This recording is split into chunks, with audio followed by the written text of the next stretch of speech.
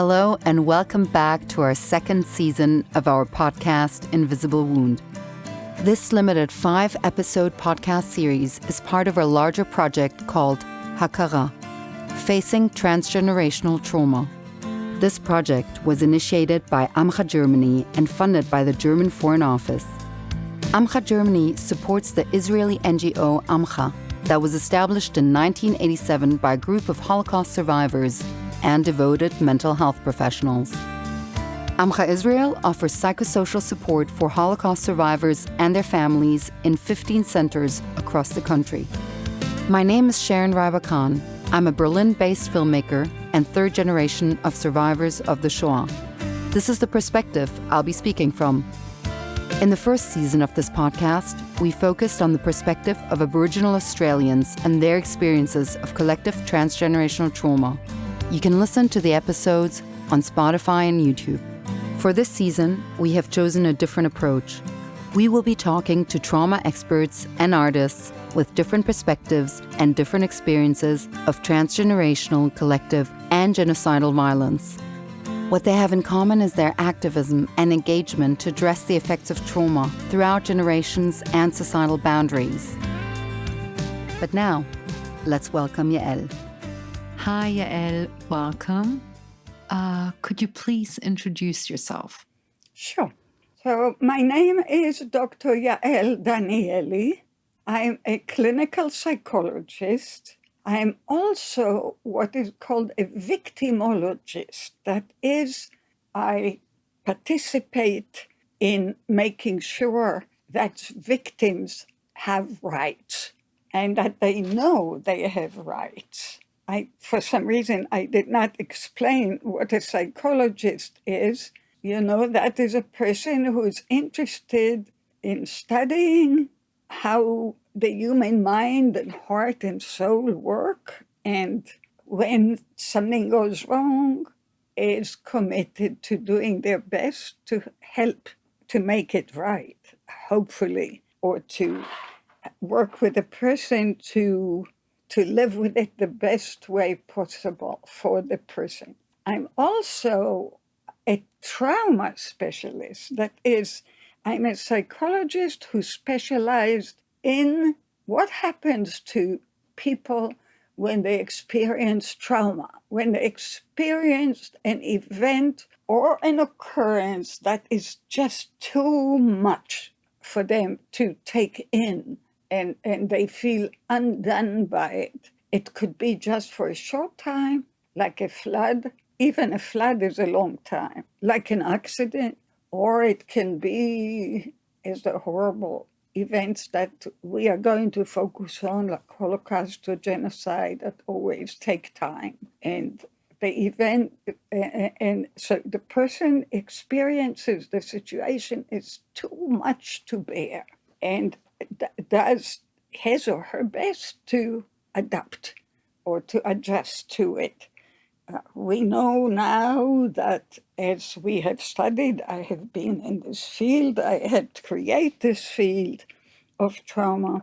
We know now that while many people overcome and go on without any major issues, when the trauma is far too much, too long, and connects to a very deep place in the person's identity or in the self, the community, the social networks, it might stay with the person for a lifetime. And as we will learn in our talk today, it might be transferred from the person to children who were not even born yet, on all dimensions of the personality, be it biological, be it psychological, be it social, unfortunately, be it political, as you see the world today too. Another profession I am known in and I helped create is what's called psychohistory.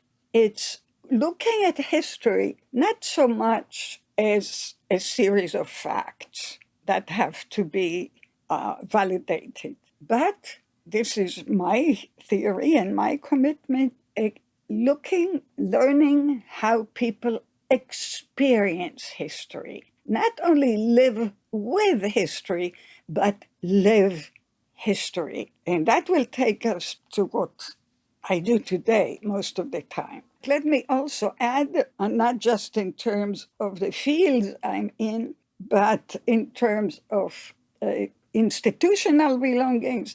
I helped create the very first program to help Nazi Holocaust survivors and their children in New York City.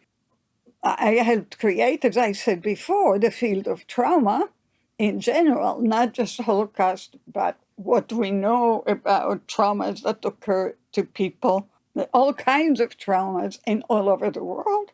So part of what I help create, is the International Society for Traumatic Stress Studies. I was very proud to be the very first woman president of that organization. I also represented several organizations at the United Nations. For example, the World Federation for Mental Health, or the International Organization for Victims Assistance. And most recently, I created the International Center for the Study, Prevention, and Treatment of Multigenerational Legacies of Trauma. In some ways, it's important perhaps that you know that I edited several books, 3 of them for the United Nations, also how working with trauma affect people who are doing this work. That is all of us, people who are committed day in and day out to work with traumatized individuals and communities. It takes a toll on us. And we have to, and I helped create the ways to help with that, to teach not only victim survivors of trauma, but to teach those who take care of them how to take care of themselves, so they don't carry the trauma in their own lives to all areas of their lives. So they themselves can live a fulfilling, full life without, and with the trauma adding meaning to it, but not destroying some of their lives as in the process. I can keep going on and on and on because I have been in this field for close to 50 years. I'm most likely one of the oldest people alive in this field. I also have 2 books on victims of terrorism. I said I created books for the United Nations. It's very interesting because each one of my books has a job. So one of them had the job when I created, with colleagues, of course, when I created, for example, the book for the 50th anniversary of the Universal Declaration of Human Rights. It wasn't just to list all the human rights that were created, but because of my own perspective that's always anchored in the victim survivors and their optimal survivorship and growth and fulfillment. The whole book is written from the point of view of, have these rights reached the victims, for example? Yeah? Mm-hmm. First of all, do victims know they have rights? Mm-hmm. Think about it. So many victims around the world get victimized every day. They don't even know they have rights by international law. Mm. So I would like this podcast to help announce that. And the rights are quite complex. Before you dive deeper into that, there's so many things you have shared now about all the things you have done. I need to go one step back, which is, how and why did you start researching about all of these topics? This is a question of what happened when I was born. What happened before I was born? Mm-hmm. So I believe that I was born to very proud Zionist Jewish people who helped build the State of Israel, helped dream it and build it, had a great deal to do with that. At the same time, all members of the extended family, all members of the families of both my mother and father who remained in Europe were murdered by the Nazis. So at the same time as we were building a country, we were mourning the loss of loved ones. And everyone I knew, I grew up with, experienced similarly the decimation or the attempted decimation of their families, communities, and people by Nazi Germany. At the same time, when Israel was announced at the UN, I'm older than my country, my first country, you know. I was born in 1940, and my country was born in 1948. So at the same time, building the country, there was a great deal of insecurity and food shortages. And also, of course, when the country was announced, it was immediately attacked by all neighboring countries, Arab countries. So, of course, so I was born in 1940 in a kibbutz that my parents helped build. And so we created something from nothing. You know, this is something amazing to live a life like that, right?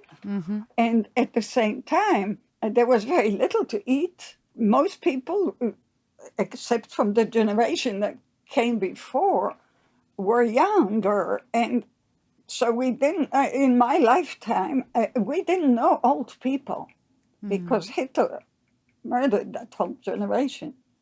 And I believe that part of why we were all so in love with Ben-Gurion, the first prime minister of the State of Israel, was that he had all this white hair. We never saw white hair. Now, I know it sounds sweet, but it's important. Each one of these experiences to a little child are very important, right? Because the little child sort of builds a way to understand the world and the normalization, what's normal life, what's normal cycle of generations and ages. And we didn't have that. We had stories and horrible, horrible suffering, but also a lot of humor, a lot of music, a lot of building. So it was rather a complex life. So on the one hand, as a little girl, like all little girls or boys in Israel at the time, were hearing all those horrible stories that came from, if they came at all, if people knew it all, learned at all what happened.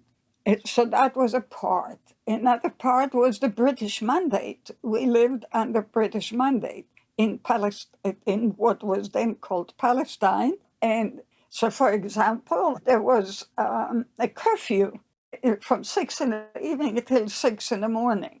Now, imagine Israel is a land of sunshine.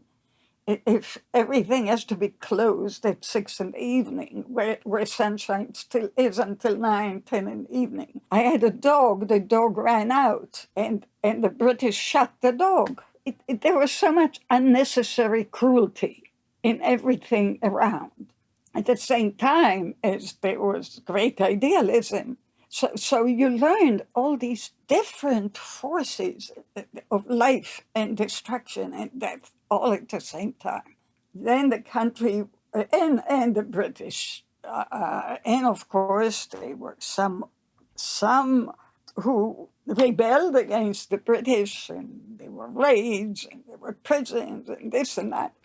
So we had all of that in a, all of that was by the time I was 8 years old, before even my country was born. So when I was asked to answer this question that you asked me many years ago for a book on the pioneers of the field of trauma, I called my chapter, It Was Always There. Trauma was simply always there. And the issue was not whether there is trauma or not. The issue was more, how do we live with it, despite it, because of it? So it was always part of the human air we were breathing. So it was quite organic and natural for me to be interested in, not only from the point of view of how do people adapt, but what kind of choices do they make? What kind of lessons do they conclude about life, about death, about what's normal, about what's beautiful, what is cherished, what is the nature of memory? You know, in Judaism, remember is our number one commitment. But what we had to remember was very painful, right? I call it difficult knowledge. So trauma creates difficult knowledge for us to absorb, to digest, to process, to understand, and to make choices about, and how to live the rest of our lives, and how indeed to protect our children in a world that might not have many protections. Think about today. I mean, in as much as the life of my generation was full of witnessing of trauma, future generations feel abandoned by our generations, by the parent generation, in terms of not only the normal anger at overconsumption and this and that, but you know, they say to today's generation, hey, we want to have a planet. We want to have nature to live with. Please make sure we have this. You received it from God. Give it to us. It doesn't belong to you. It belongs to all of us. And in fact, if you go to the website of the International Center for Multigenerational Legacies of Trauma, you see we have a special section on victims' rights, rights of future generations, and reparative justice. Right? So we have this after the Holocaust, after World War I, after Hiroshima, after every rape, everybody says never again. In my age of 82, every so often I despair about using that phrase, and it sounds so hollow and so empty. But still, I am of the firm conviction, just like my parents were, that we must continue and we must do our best. But look at what's happening now. After Hiroshima, 77 years ago, we have Russia threatening nuclear war again. In Europe, too, which, again, I don't think Europe is the main issue here. In our world. You know, there's so many terms: historical trauma, cultural trauma, collective trauma, transgenerational trauma, intergenerational trauma, complex trauma. What is trauma to you? How do you define trauma? I said before, part of trauma is to overwhelm our capacities to cope with it. So people in their attempts to, also scholars, try to deal with it. And every scholar thinks what they say is the most important, right? They found the real thing. Now, for me, each one of these, of course, has had a meaning. For me, the words multi-generational legacies of trauma simply states, simply describes that it goes from one generation to the next. The phrase intergenerational will also I coined in the old days. It simply said that it goes from generation to generation. It's between the generation. Now, the reason I do like intergeneration is because it implies bi-directionality.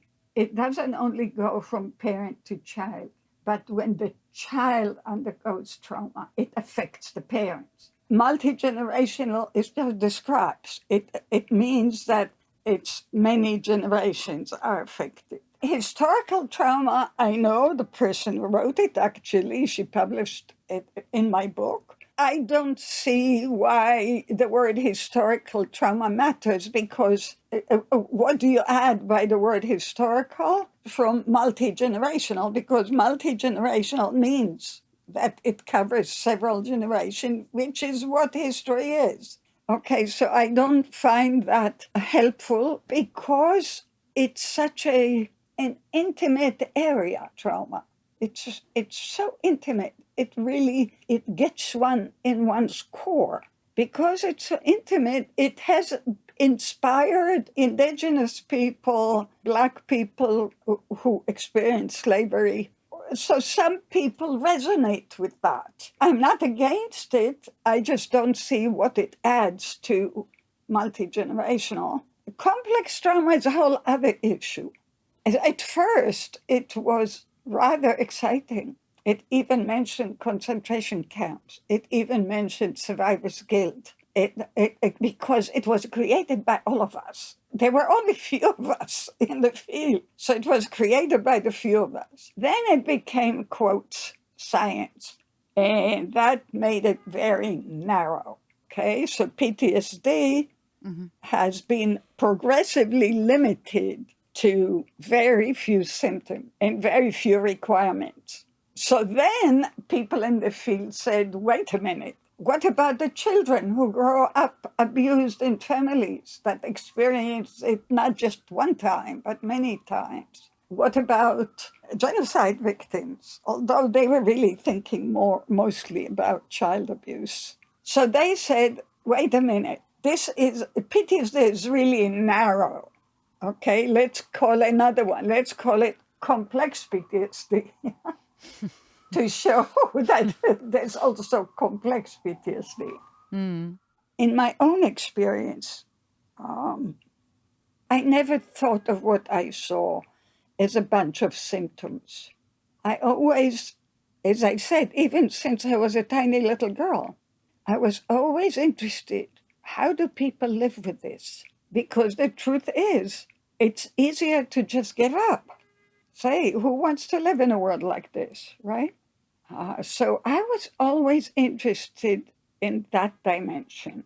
How do people live, not just as symptoms for diagnosis, but the meaning of it? How do they wake up? How do they eat? What's their relationship to food, to friends, to studies, to thoughts, to beliefs, to everything in life? And what I termed it post-trauma adaptational styles. Because I said to myself, people adapt. People adapted even in the camps. Even if they didn't survive, as long as they lived, they adapted to living in Auschwitz or in horrible conditions of hiding in a hole in the ground for 6 months. How did they adapt? So let me go back to your question about what is trauma. So for me, if you think of life, it has no meaning. The word normal has no meaning anymore, but let's pretend it does. So there is a free flow of continuity. And life is quite complex. Every life is multidimensional. And of course, therefore, it's a subject for many disciplines to analyze, to understand, to describe. So what happens is there is this free flow, and either suddenly or in a more chronic way, such as slavery or Holocaust that took 6 years, right, etc., or wars. Every war takes a long time and has effects on many levels. So then comes trauma. What does trauma do? Trauma ruptures those systems of existence, those identity systems, be it the biological, be it the psychological, the religious, the family, the community, the social, the political, the legal, the economic, all of the dimensions of life. Trauma ruptures the continuity of these systems. Different traumata, or different traumas rupture different systems. Because I studied the Holocaust and massive trauma, we have learned that most of the systems were ruptured. Now, so the role of us as healers and all these different professions and levels is to recreate continuity in these ruptured systems. This is very important. The more massive the trauma, the longer it takes, the more meanings it destroys for the individual. Even from my childhood, I realized that not one person behaves like another, right? That our ways of dealing with the world are unique to us. Even in the same bunk in Auschwitz, people responded differently. So what I was describing is not just an adaptational style, which really means a way of being in the world. Not just an adaptational style, but I said they're heterogeneous styles. They are differing adaptational styles. And I described 4 of them. One is the victim style. The other I call the fighter style. Those of you who want to learn, please, it's published, come to the center, read. It's all in our center. Yes, for our listeners, we will post a link or multiple links that Yael is recommending for us. Please, Yael. The third style I described was the NUMB style, NUMB. The fourth style I called in quotation marks, those who made it. It's those people who immediately took the number out of their arm after the war. And those who pretended like nothing ever happened to them, but that they have to be victorious in life from there on, forever, to show that nothing happened. And very often, internally, they are the most similar to the NUMB style, which is the most tragic. In the last 20 years, I created the Danieli inventory for multigenerational legacies of trauma, where we developed a set of questionnaires that actually assesses post-trauma adaptational styles from the children's point of view. But it doesn't only assess that.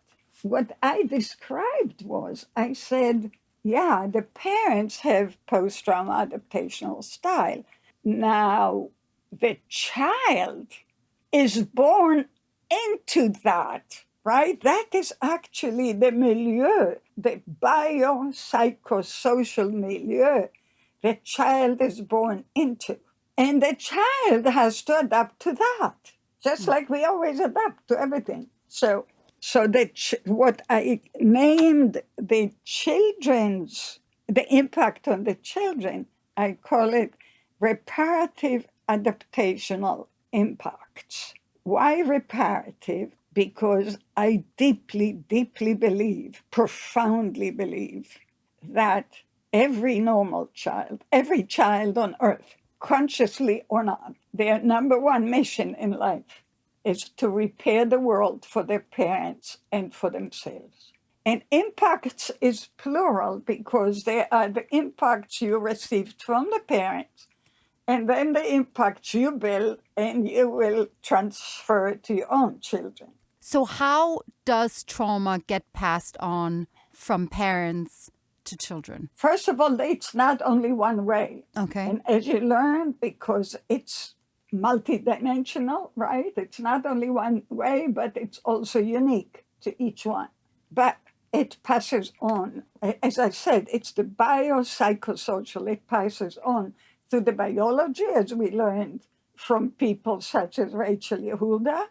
So it's really the question to ask is, how come humanity never really solves problems?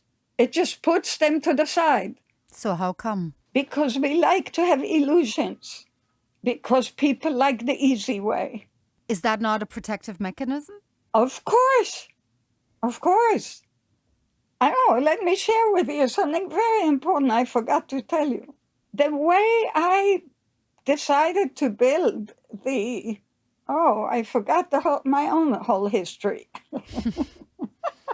My professional history, I mean. When it came to my doctorate, I did grow up in a European tradition in Israel, of course. And I thought my doctorate should have deep meaning because my professor wanted me to work on a little piece of what he does and have a quick doctorate. I should have done that, but instead I took the profound way.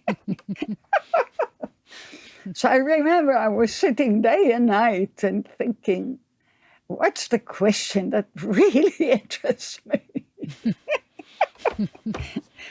So the question that I finally realized, the question that really interested me, and I'm talking about 1960s, right? Mm-hmm. The question that really interested me was, how come we keep going? How come? I mean, this is right in the middle of the 20th century. Why do we keep going? This is just horrible. And my only answer was, after a lot of Strum und Drunk, my only answer was hope. So I decided to study the psychology of hope. What makes people hope? And that is actually how I went to Holocaust survivors, because I was teaching psychology at Brooklyn College at the time. All my students participated in the study.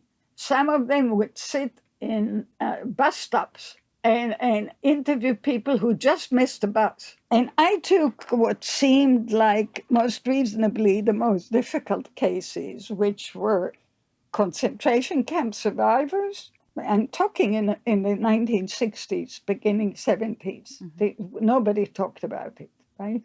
I think I did some of the first studies in cancer hospitals. And POWs, that is prisoners of war. I remember people said to me, these people don't talk to anybody. Why should they talk to you? And of course, I also believe in studying people, not just in the lab, but I really believe in studying people where they live. Again, I really want to see adaptation in its full meaning. So I would go to survivors' homes. And of course, they put me in the kitchen. And those people who supposedly would not speak to anyone, more often than not, I stayed there overnight. They couldn't stop talking. And their neighbors would come, their children, etc. And 100% told me that nobody would listen to them or believe them. So that's why I changed my doctoral dissertation from the focus of hope, which I did study, very interesting results, but to understanding the conspiracy of silence between survivors and society now. I said to myself, who would teach me the most about this? Because some of the survivors said that even in therapy, they would try to speak about their Holocaust experiences, and even therapists shut them up, or wouldn't listen, or didn't ask questions, or seemed uninterested. So I decided to study therapists, in fact, trained analysts. All of those in the world who knew they were treating survivors, because you see, most people didn't even know they were treating survivors. If you don't ask questions, you don't listen, you don't know. I also studied them for another reason. In society in general, it's our moral obligation to help.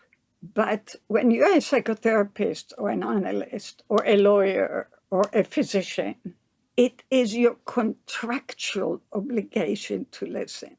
If you don't listen, you're actually breaking your contract, and you definitely cannot help.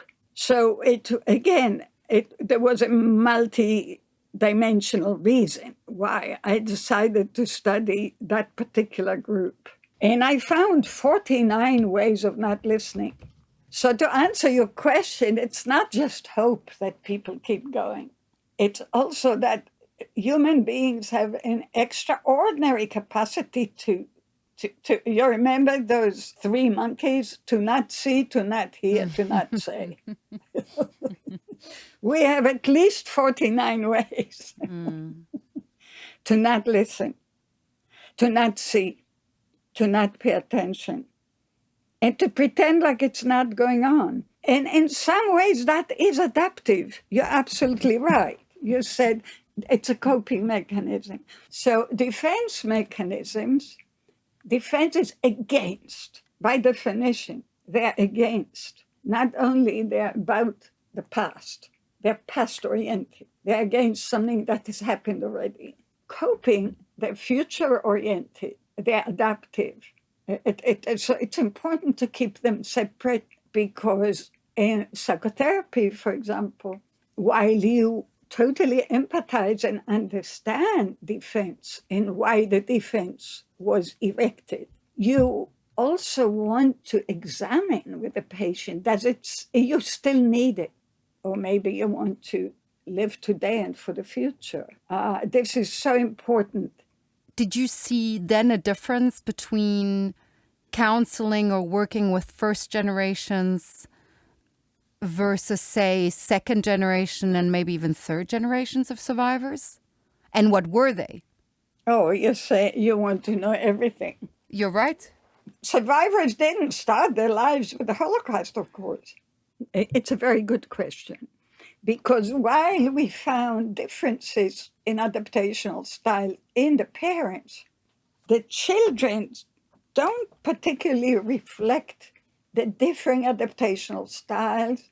Let me just share with you what our research has shown about the effect on the children, what we mean by reparative adaptational impact.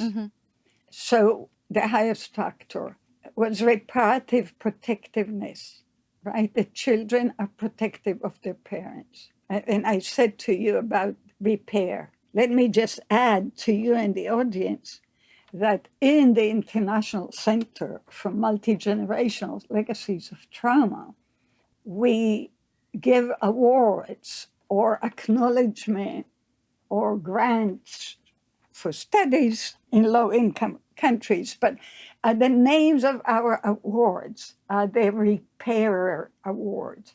We give the awards to people or to creations that attempt to repair either the silence after trauma or the healing. So the most frequent one is reparative protectiveness. The second factor in the children, the second most frequent, is insecurity about their competence. Can they deal with the world? Is it safe in the world? This is extremely important. Again, we can write a book on each one, and we don't have time for that. But the third one is defensive psychosocial constriction. This is very tragic because we were talking about defense versus coping. So defensive psychosocial constriction means you feel insecure, you feel you don't quite belong, you're not anchored socially. So it becomes narrower and narrower. You narrow your world. And psychosocially, it can end up with a great deal of loneliness. And as you know, for example, COVID, and it was shown also with children of survivors of the Holocaust, but in general with COVID, the loneliness has become a real psychosocial problem. And we are going to suffer from that for a long time. Then the fourth most frequent one is need for power and control, which, of course, then, of course, obsession with the Holocaust. And the least frequent, but still significant, is what we call immature dependency, that they're still on the parents, right? And not just on the parents, on the spouse, on their children. And what about the grandchildren of survivors? Solomon Kotler, Mikolnitzer show that the grandchildren, like the offspring, have been shown to be more vulnerable to their own traumas. which is a very important lesson here, because what they are really, okay, so now that you know more about my work, you can ask yourself, okay, so they are more vulnerable to their own stress. And in my theory then, but it's not studied yet, so I'm just teaching you a way of thinking. So the question is, how will they actually then cope with their own stress, right? Mm-hmm. Would they take what they've learned from their parents, you see? Mm. So it's not just whether they will have traumas, but will they adapt defense and coping mechanisms from the family again? And that will keep the cycle going, yeah? Then there is a study by Mary Scharf, also from Israel, who found poorer psychosocial function in grandchildren of Holocaust survivors. If I understood you correctly, there must be a difference between third generations of survivors living in Israel compared with those living in the US, for example. You're absolutely right. After our studies, one can no longer just speak about children of survivors or grandchildren of survivors as if it's the same all over the world. We have shown that they're different in Israel and in the United States. Right. So what you're saying is, and you're absolutely correct, and it's not only that in Israel everybody is the same. Actually, Israel is probably one of the most heterogeneous countries in the world. But Israel itself, and if you are talking about that particular study, there's a wonderful analysis there. That Israel represented for the survivors a homeland. Israel represented to the survivors resurrection of continuity. You remember I spoke about rupture and continuity? Yes. So it's not just everybody's the same. First of all, it's never true, but it's the meaning of Israel. So, for example, in Israel, even if you make less money, etc., than in New York or wherever, you have a different meaning. Why you make that money makes a difference. Not just if you're economically better off, and what for. And Hoffman and AMCHA also found that the grandchildren responded to ISIS more strongly than others. And it makes perfect sense. How did it happen? Did it happen because they used the same defense and coping mechanisms? Or did they give their own trauma the meaning of Holocaust? You see, because yesterday, one of the people, I had a very interesting 2 sessions yesterday, amazing 2 sessions. One with a daughter of survivors who said, I'm tired of always talking about the Holocaust. And I said, well, what would you rather? And we talked about the fact that she feels she needs permission to live a full life without the Holocaust is the only, you see? And another session with another daughter of survivors, she was very anxious about some choice about money that she made. And she wanted to understand why she is so anxious. And the reason she was so anxious was not the particular money now. It was really about trusting somebody else to keep their word. What is it that we can learn from the Holocaust research for other contexts of collective violence, such as Rwanda, Bosnia? And how can we apply that knowledge? And then where are there, if any, cultural limitations, really? Excellent question. You're only talking about 50 years of my life, which we will not do in 10 minutes. First of all, for you and for the audience, this is a lifetime of work, and it should be treated as such. Our library, as I said, is the richest library of every possible situation, every language, every discipline.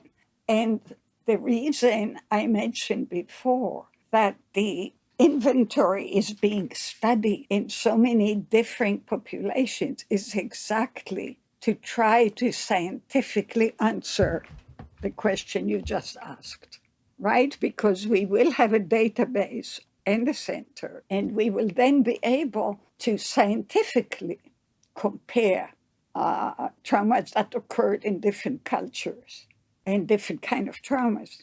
So, for example, in the center also, we have working groups. We have a working group on indigenous people's issues. We have a working group on nuclear testing issues. We have a working group on children born of rape. Because, children born of rape in Bosnia, in Rwanda, in Uganda. So you question as to whether the culture, you use the word limit, or I would say shapes the reaction or not. We will find by actual research, not just by a discussion of believing that it does. But I do want to take it a step back, which is the reason I began telling you that I am rooted profoundly and proudly in Judaism. One of the central core values of Judaism is Mitzion Tetzeh Torah. That means knowledge will come out of Zion.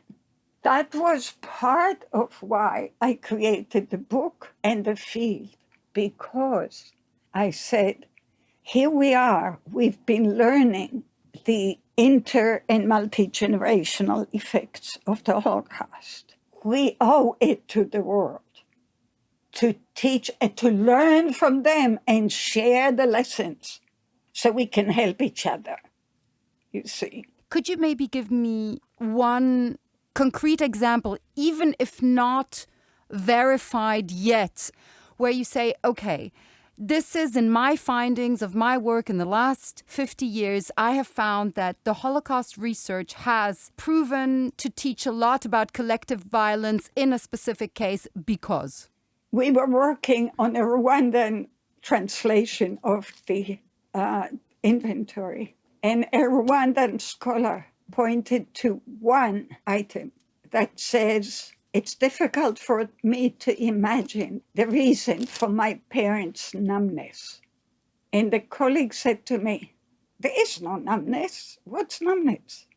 Do you mean you actually ask people these questions? So why is that a good example? And also, I was talking to a person from another population, and he too says people actually answer these questions. And yet a third person, this one from Japan, said, in Japan, we don't talk about feelings. Nobody will respond to this. So I'm giving you 3 examples of 3 totally different cultures, people from 3 different cultures. And what is the conclusion that you draw from it? Oh, it's keeping me awake at night. It's not simple. Again, I don't have a conclusion. I can share my questions with you. So are we talking about cultural differences? Not necessarily experiencing emotions, but in cultural permissions to share emotions. Clearly, I was told that. And then I have another question in my mind then. Oh, that's why there are more somatic symptoms. And that's why they would rather talk to me about how many people have cancers than the emotional turmoil that goes with the cancer. You see. Just to make sure that I understood before I go on to the next question. So essentially you were pointing out to the NUM style, to go back into your terminology, right? Actually, I wasn't. The woman never read my writings. This was strictly about one item. That's the one item she chose from 60 items. Incredible. In part 1. So it was very clear to me. And the other 2 members of the study team said to me, no, it's fine. It's not the Rwandan translation. The translation is fine, which means that she herself has a problem with numbing that she cannot tolerate. But I'm not in a position of going into this with her, Of course.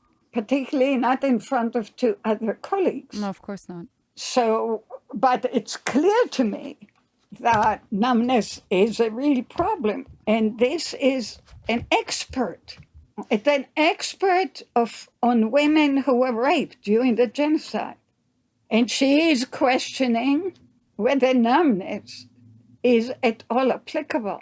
That is terrifying. It's terrifying to me, but maybe it's the most useful defense mechanism there. I don't know. The other two never questioned it. So to ask me, what are your conclusions? I don't have them. I have lots of questions. And I want to study those. Yael, how do you think we can break the cycle of transgenerational trauma, and what is it that you want to pass on? I don't know about breaking.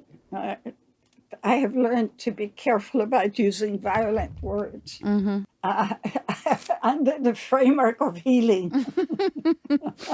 Sorry. No, not your fault. It's actually, I would love to have a linguist go over all of this to understand how society wants to heal from trauma when our language tells us to break things. Break silence, break cycles, How can we create peace if we just go around breaking? But at any rate, awareness. Awareness, awareness, awareness.